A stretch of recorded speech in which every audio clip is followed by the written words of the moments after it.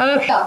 Okay, so this is the last day in learning how to completely solve polynomials. So this will be just a portion of the test that you've got to make sure you know. So today is 2-7. We're going to just jump right into it. It's the fundamental theorem of algebra.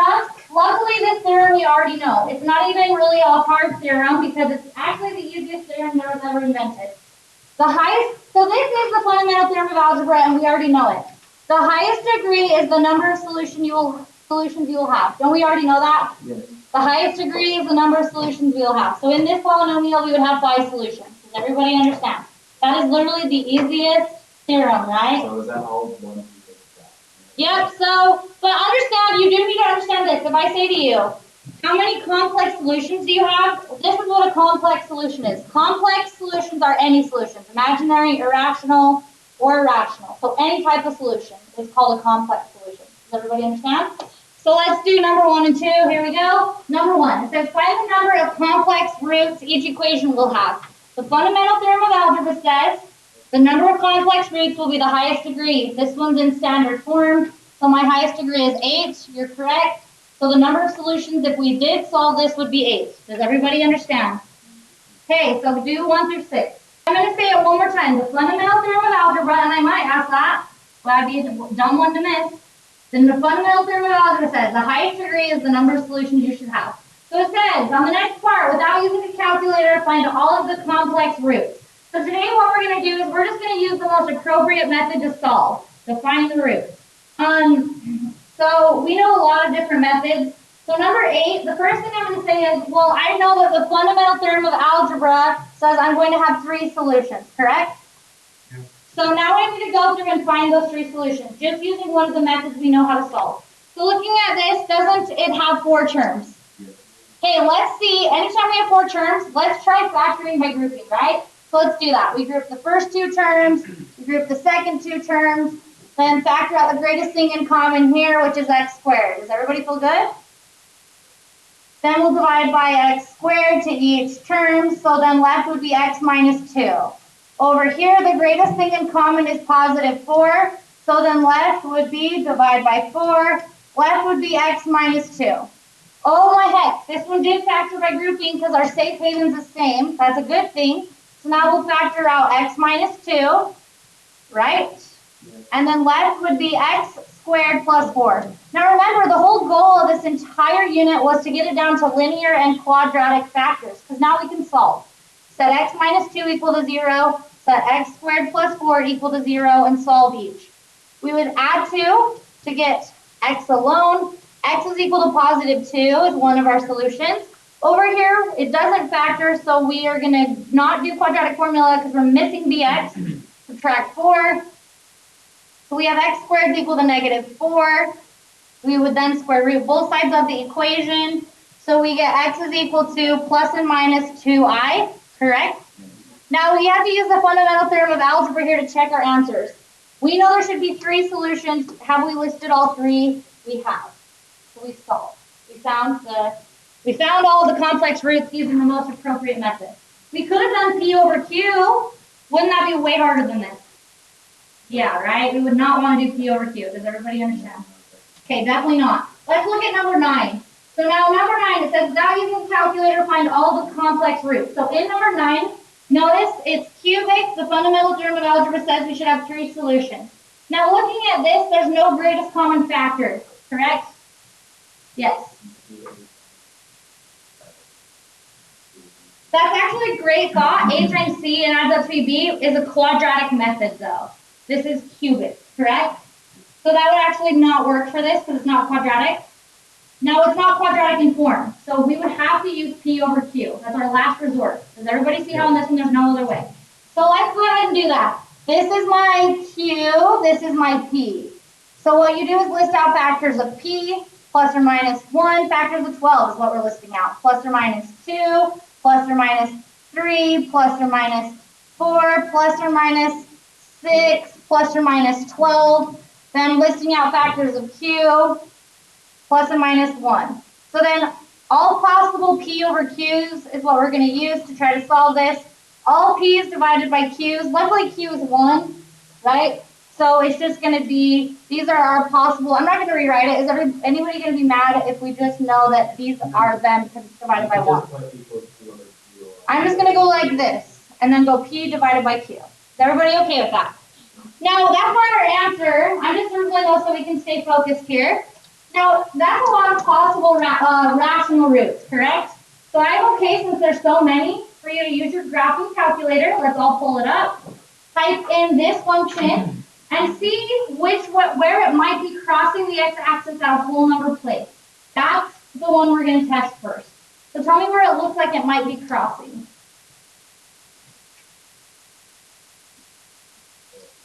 Doesn't it look like it's crossing possibly at -2, everybody? Yeah. Look at your graph. Does everybody see it? Yep. So that's the one we're going to test first. We're not going to say it definitely crosses at -2. We might be wrong. We're going to use -2, though. Sorry. And we're going to, but we're going to test it using synthetic division. Does everybody understand? That is a requirement for you to get the points on the test. So we put in our coefficients. Now here's what you can't miss. We're missing x squared. That's 0x squared, correct? So we put a 1, then a 0, then a -10, then a -12. We put in our coefficients, the number in front of the variable. Not missing any signs. We drop down 1. 1 times -2 is -2. We add straight down. We get -2 times -2 is +4. We add straight down. And we get -6 times -2 is 12. We add straight down and get a remainder of 0. So we know one of our solutions, one of the 3 solutions was x is equal to -2. Now here's what you got to pay attention to. Didn't we go from a cubic down to a quadratic right here? We divided once. So that's an x squared minus 2x minus 6. Now we have a quadratic. Now understand something. Yesterday, I said find all of the rational roots. So the next thing we did was check to see if this factors, right? Everybody?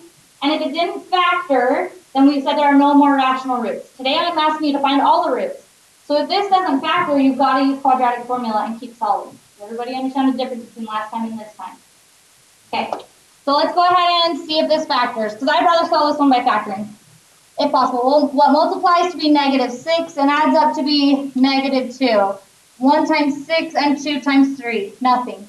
Okay, let's do quadratic formula then very carefully. So we're going to do x equals -b. So opposite of b would be +2. You guys have got to be really good at quadratic formula. Plus or minus the square root of b squared, -2 squared minus 4 times a times c. And that's all over 2 times a, which is 1. Now remember, you guys have got to be so good at simplifying these. We have 2 plus or minus the square root. The most important thing is that we remember to only type that part into our calculator, not with the square root. So type that in and tell me what you get.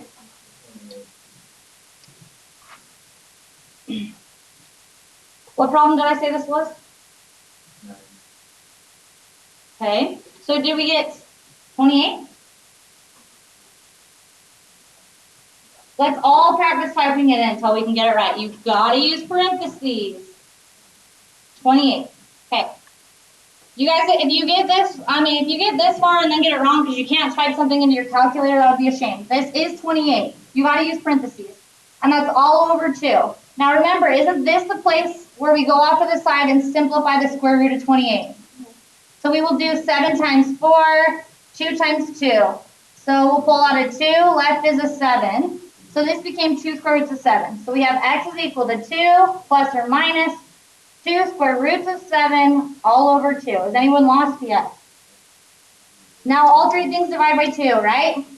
So we would say, okay, they all divide by 2. Make sure you don't make the tragic mistake of saying so that goes away. They become 1s, correct? So we have a 1. X is equal to 1 plus or minus 1 square root of 7. So we don't need to write 1 square root of 7. 1 times the square root of 7, just the square root of 7. Divided by 1 is just that. So look, we better check using the fundamental theorem of algebra. Do we have 3 solutions? Yes, we should have had 3. Everybody see how to do that?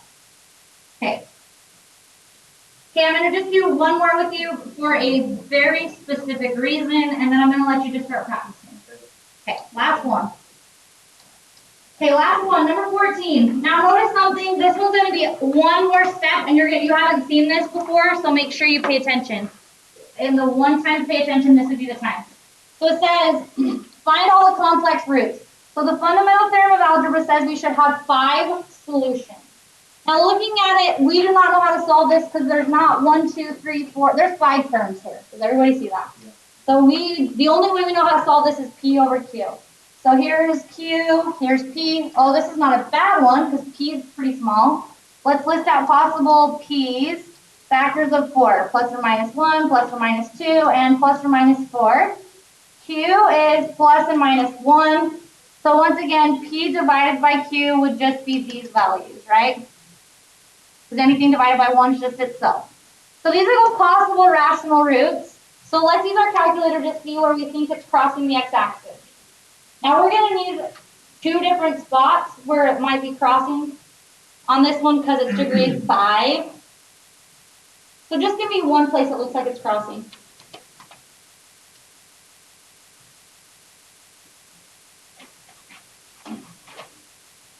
Does it look like it's crossing it too? Yeah, it looks to me like it is. -1 and 2. So it looks like it's crossing at -1 and 2. So you're going to just choose one and start with that. Is everybody good? So let's choose 2 first. Why not? So I'm going to test 2 by doing synthetic division. Here we go. Everybody look up here. We have a 5 and a 4, a 3, a 2. Aren't we missing x to the first? We have 0 x's. We can't miss that on the test. So we're going to have a 1, then a -3, then a 1, then a 1, then a 0, then a 4. I put in the coefficients. I drop 1 straight down. 1 times 2 is 2. We add straight down and get -1. -1 times 2 is -2. We add straight down and get -1. -1 times 2 is -2, right? And we add straight down and get -1. -1 times 2 is -2. We're adding straight down and get -2 again, right? -2 times 2 is -4. We add straight down and get 0. Now everybody be careful, don't say this is a quadratic, it's not. Everybody look up here. We have x to the 5th, we divided it once. Won't this be x to the 4th then? So we have this new polynomial, x to the 4th minus x to the 3rd, right? 4, 3, 2, minus x squared. Is everybody following? Minus x minus 2. Now let's see, 1, 2, 3, 4, we still have 5 terms, right? So we still don't know how to solve this quite. But doesn't it look like it's crossing at another place? -1 you said, right? Somebody did? Okay, it was you. So it looked like it's crossing at -1. So let's test -1 with this new polynomial. And if the remainder comes out 0, then that works as well. Does that make sense, everybody? So let's test -1. Now, the reason we want to use this new polynomial is because then we'll be going from a degree 4 to a degree 3. Okay, let's test this new one using synthetic division. So it also looked like it was crossing at -1. Now, if the remainder wasn't 0, we'd have to go back and rethink this. So we put in -1, but we're going to use this new polynomial's coefficients. So we have a 1, a -1, a -1, a -1, and a -2. So we drop this down and we get 1. 1 times -1 is -1. We add straight down and get -2. -2 times -1 is 2. We add straight down and get 1. 1 times -1 is -1. We add straight down and get -2. -2 times -1 is +2. We add straight down and get 0. So guess what, guys? We have already found 2 solutions. We know x is equal to 2, and we know x is equal to -1. But we need 5 total. So now let's look and see what polynomial we're looking at and see if we know how to continue to solve it. So we now went from a degree 4 to a degree 3. So this is x cubed minus 2x squared plus x minus 2. Now we do know how to solve that. Isn't there 1, 2, 3, 4 terms? Factoring by grouping. So we group the first 2 terms, we group the second 2 terms. The greatest thing in common here is x squared. Left would be x minus 2. Now, in common here, don't say nothing. Remember, you have to pull something out. It's a 1, positive, right? Because it's a positive in front. So we're pulling out +1. left is x minus 2. So now we can factor out x minus 2. So we'll factor out x minus 2, and left is x squared plus 1. Now look, don't we have a linear and a quadratic? So now we're almost done solving this one. We'll set x minus 2 equal to 0. We'll set x squared plus 1 equal to 0 and solve. So we're going to get x equals 2. And then we would have x squared is equal to negative 1, correct? Minus 1. Then we would square root both sides of the equation. Root cancels out the power. X is equal to plus and minus 1i. So let's just try I. So let's circle those solutions. We have 1, 2, 3. And then didn't we already find 2 of them? There was 2 and negative 1, right? Good. So we get x is equal to 2 also, again, and we have that in the beginning, and x is equal to negative 1. So let's count how many solutions we have. 1, 2, 3, 4, 5. So we found all 5. Now, yes, we would absolutely write our final answer as x is equal to 2 with multiplicity of 2. And then we would say and x equals plus or minus I, and x equals negative 1.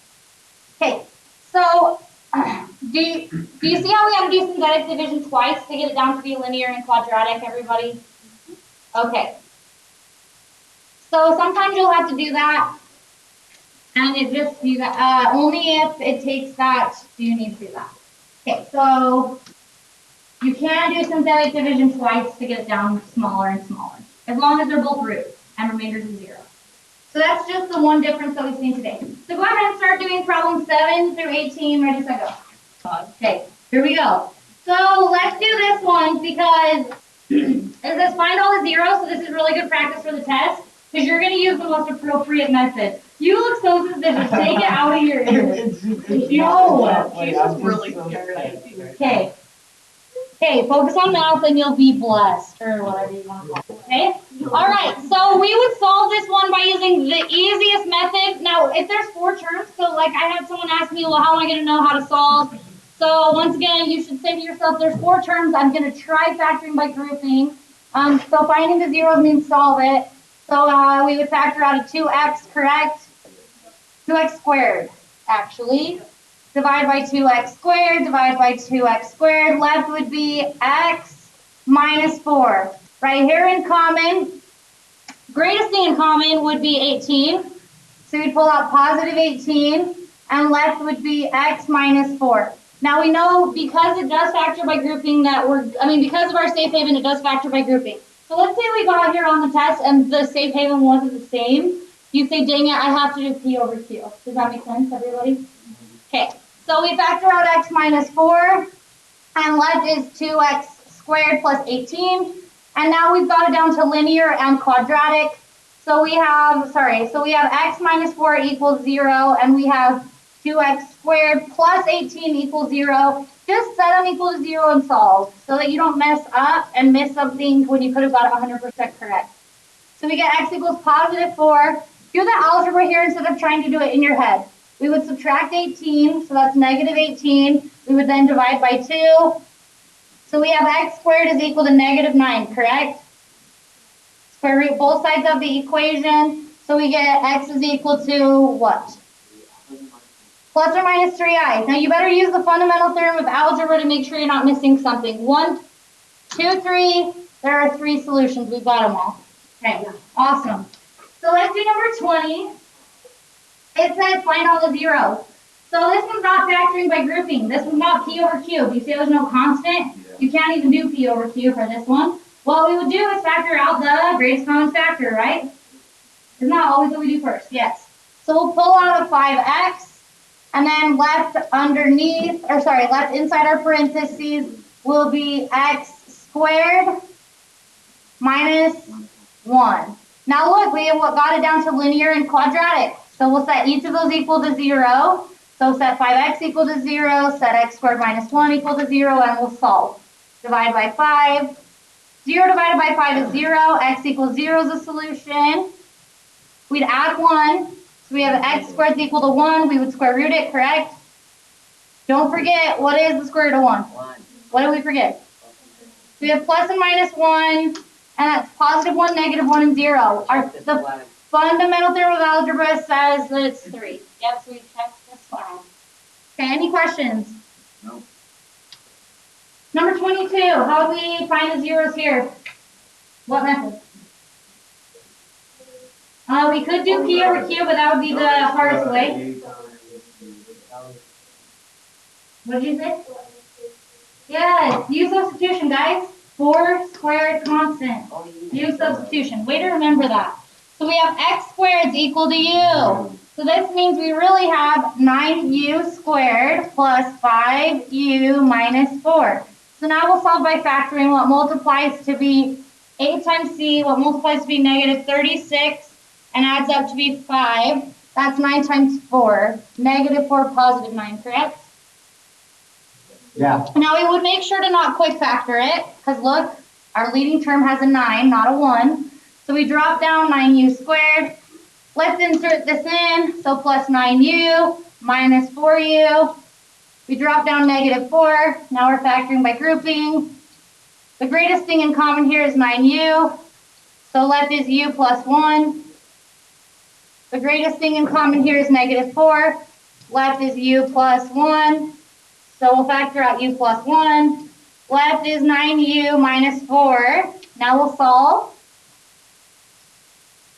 So we're going to have u is equal to negative 1. Guys, don't mess this one up. Just do the algebra. 9u minus 4 equals 0. We would add 4. So that's 9u is equal to 4. We would divide by 9. So we have u is equal to negative 1, and we have u is equal to 4/9.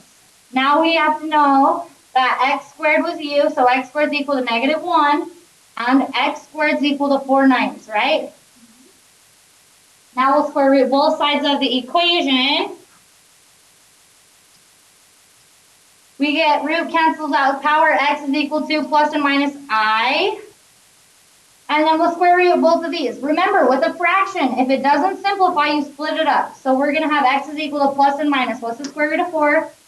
What's the square root of 9? 2/3. So we better check the fundamental theorem of algebra. We have 1, 2, 3, 4 solutions. Should we have 4? Yes, our highest degree was 4. So here's the thing. I actually had somebody say, could we solve this by P over Q? Now look at our solutions. I can't get down there. Our solutions, whatever they were, I already forgot. X is equal to plus and minus I, and x is equal to plus and minus 2/3. So we could have actually, yes, used P over Q, because 2/3 is irrational. Does that make sense? Yeah. But that would have been a way harder way. Nah. Okay, number 31, it says find all the zeros. This is a different method. This, guys, you've got to recognize this. Please don't miss this. Please just promise me you're not going to do what half my honors kids did. They just went like this, and they subtracted 729 divided by 8 and cube rooted it. That would be wrong, correct? We've learned how there's got to be 3 solutions. So we've got to remember that this is the sum means addition, of 2 perfect cubes. How do I know they're perfect cubes? Because I take my calculator and type in the cube root of 8. I get 2. The cube root of x cubed is x. Does everybody see how it's a perfect cube? Cube root of 729, I believe, is 9 or 6. One of them. Tell me. Cube root of 729. Yeah. Make sure you not do that on your calculator. What do you get? 9? Okay. So, look, guys, does everybody understand what I'm saying by this is the sum of 2 perfect cubes? So now we'll factor this using our little trick. So this is 2x and 9. This is plus, so this is plus. Now we'll do our front with the front. 2x times 2x is 4x squared. The front with the back is 18x. The back with the back is 9 times 9, which is 81. Now we'll put in our signs. If this is positive, this is opposite. This is always positive. Now we'll set each of those equals. But look, we've reached our goal. Linear quadratic. So now we have 2x plus 9 equals 0. So we have 2x is equal to negative 9. So we have x is equal to negative 9 halves. Is everybody feeling good? Quadratic formula of this guy. So we have x is equal to negative b, positive 18, plus or minus the square root of b squared, negative 18, squared minus 4 times a, which is 4, times c, which is 81. That's all over 2 times 4. So we have x is equal to 18 plus or minus the square root all over 8.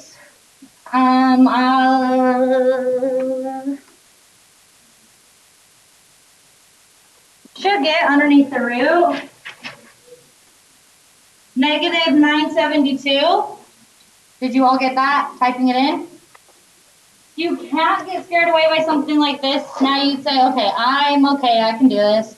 So I'm going to break down negative 972, not forgetting the negative. But let's just focus on 972. I literally just took 972 and divided by 2.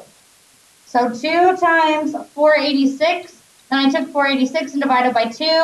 And I got 2 and 243. And then I did 243 divided by 2. It didn't divide. But then you don't just give up and say, okay, so 243 doesn't divide by anything. No, then I tried dividing it by 3. 243 divided by 3 is 3 times 81. And then 81 is 9 times 9, correct? Does everybody feel good? I'm not going to keep breaking down 9 because there's 2 9s.